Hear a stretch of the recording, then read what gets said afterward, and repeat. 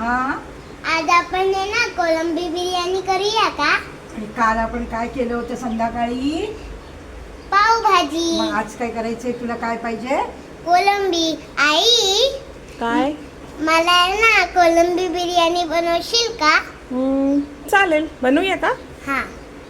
बनवूया का मम्मी? हा चल, बनव. तिला खायची आहे ना, मग काय करायचं? चला. तिला आवडतं ना. ठीक आहे, तिला चला. नमस्कार मंडळी.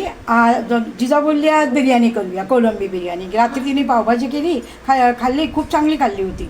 मग आज बोलली बिर्याणी करूया, म्हणून आम्ही 2 कप तांदूळ बासमती शिजवून घेतलेत आणि हे कोलंबी साफ करून घेतले आणि त्याला हळद आणि लिंबू चोळून ठेवलं आहे.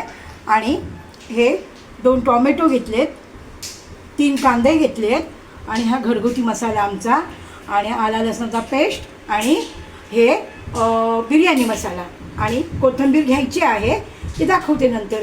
या मसाल्यामध्ये अख्खा मसाला असतो, त्याच्यामुळे आम्ही अख्खा मसाला काही वापरत नाही आणि त्याने ॲसिडिटीसुद्धा होते ना आम्हाला, म्हणून आम्ही ते घेत नाही. म्हणून आम्ही हेच मसाला वापरतो.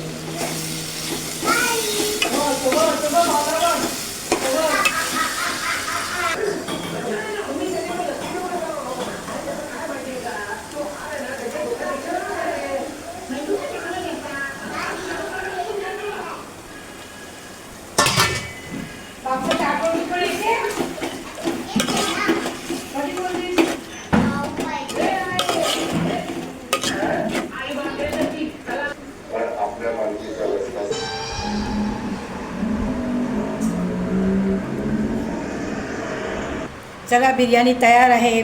जेवायला या. बिर्याणी, कोशिंबीर आणि पापड या सगळ्यांनी.